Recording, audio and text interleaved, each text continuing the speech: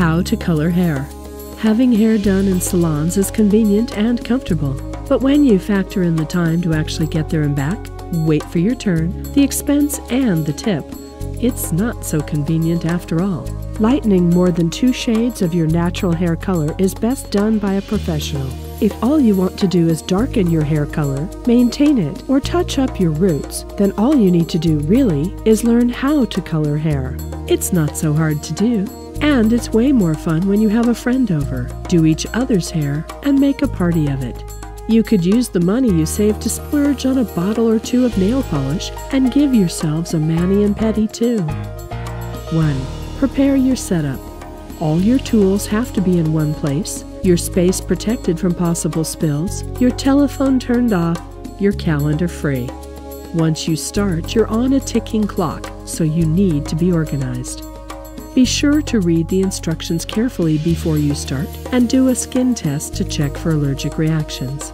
The box that the dye comes in usually includes gloves that you can use. Some have combs for applying the dye.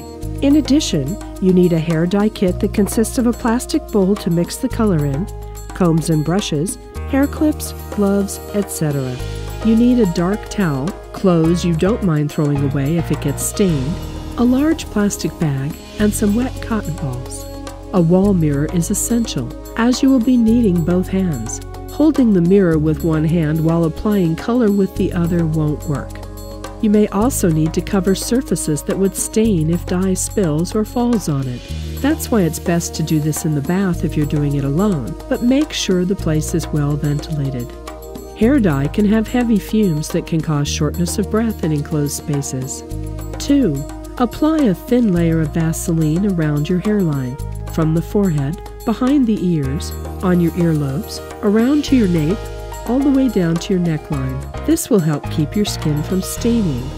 If a drop falls on your skin while coloring, rub it off with a wet cotton ball. 3. Put on the gloves.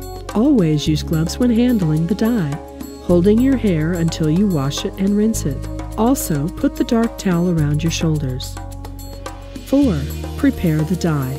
Depending on the kind you purchased, some dyes require mixing, especially the permanent ones. Some require putting in a brush and combing through the hair.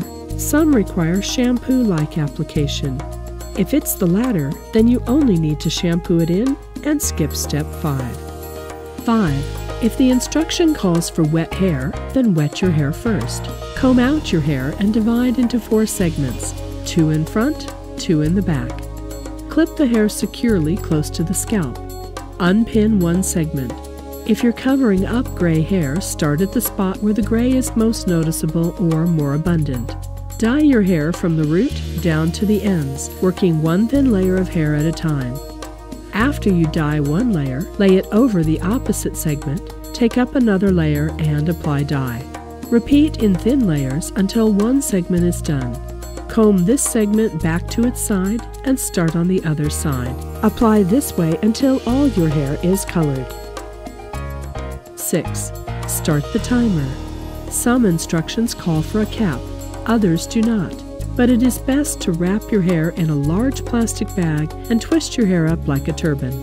This will minimize the chances of your skin staining. You can do other things while waiting for the color to set, but don't move around too much to avoid dripping dye on the floor and furniture. 7. When the time is done, wash the dye off according to the instructions. Some call for a shampoo, others do not. Rinse with cold water until it runs clear, then apply the conditioner that came in the box. 8. Remember not to shampoo newly dyed hair for 3 days after application. This will give the hair cuticles time to fully close and seal in the color, preventing the dye from draining off. Now that you've managed to apply dye on your hair, there is every chance you will be doing it again. If you had a hard time, you may think twice, but really, hair will grow. Dyeing gets less difficult with practice. It's also easier and cheaper if you know how to color hair than going to the salon every time.